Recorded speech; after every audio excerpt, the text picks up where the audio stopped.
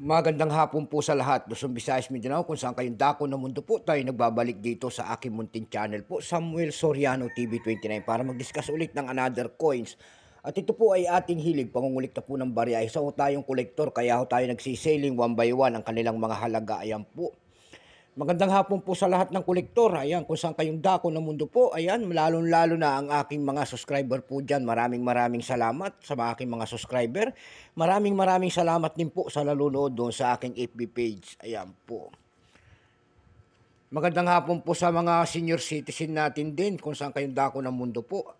Ayan, yung mga hindi pa po nakapag-subscribe dito sa aking YouTube channel at gusto nyo ang ganito mga topic po about coins, siniselling natin ang kanilang mga halaga kung gaano nakataas sa mga pamantayan nating platform.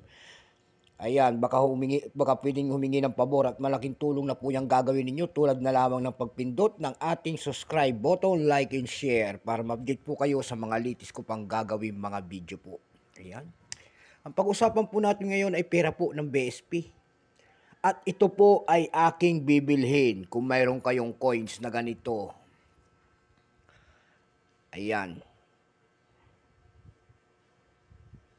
Ayan, year 2000 po ng BSP, 10 pesos po. Kung tawagin ng ating mga kolektor, ito po ay semi-hard to find. Ayan. Hindi na basta-basta nakikita ito, mailap na rin. Ayan, year 2000 po. Kung mayroon kayo dyan, mag-comment po kayo at handa natin pag-usapan. Ang presyo po nito, sa bili ko nito ay 50 pesos po per piece. Ayan. Mayroon din po akong isang bibilin. Ayan, ito po. Ayan. 25 centimos po yung bago na NGC. Ayan. Kung mayroong ho kayo nitong 2017 po, ayan, 2017 ang year, na 25 centimo po, ayan, willing ho tayong bilhin yan. Ang halaga po niyan, yung year 2017, yan po ay, bili ko po ay 50 pesos din, ayan. At saka itong aking ipinangita, kung mayroon po kayong coins na year 2020, ayan oh. Nakakita ho tayo ng 25 centimos po na year 2020. Kung mayroon din kayo niyan, ay aking bibilin din po. 50 pesos din po ang isang peraso. Ayan.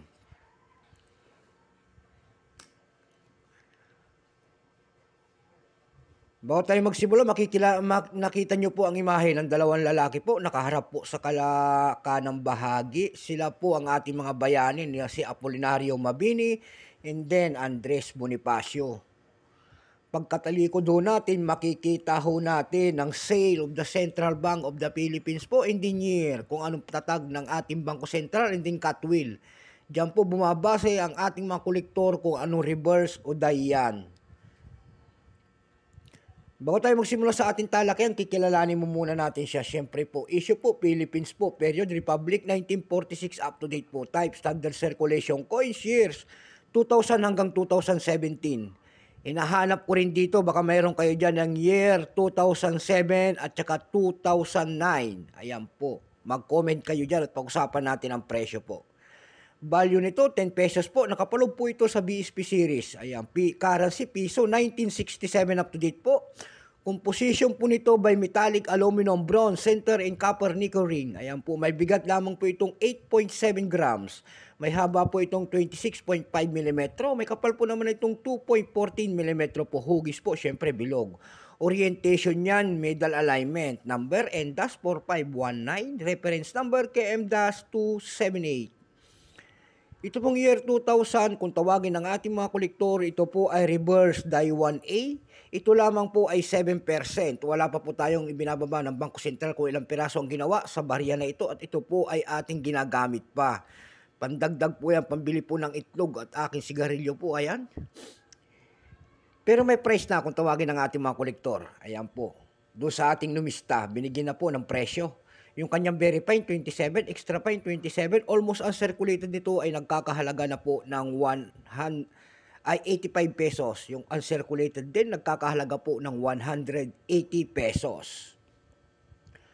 Dako naman tayo sa kanyang price. Ayan po. Doon sa online selling ho natin na ebay.com, may nagbebenta na nito ng $8. Meron na rin tayo nakita doon nagbebenta nito ng 406. Ayan. Sa Carousel PH naman po, nakakita tayo nagbebenta nito ng 350. And then 450 po. May seller po doon na nagbebenta po nito. Ayan, seller po natin ay si Padulinyan. Ayan, collection. Yung kanyang year 2000 po, binebenta niya ng 5,000 pesos po. Ayan. Ayan lamang po aking may babahaging kanyang price at wala na. Sagad na po. So hanggang dito na lamang, Luzon, Visayas, Mindanao, kung saan kayong dako ng mundo po. Keep safe po sa lahat and God bless.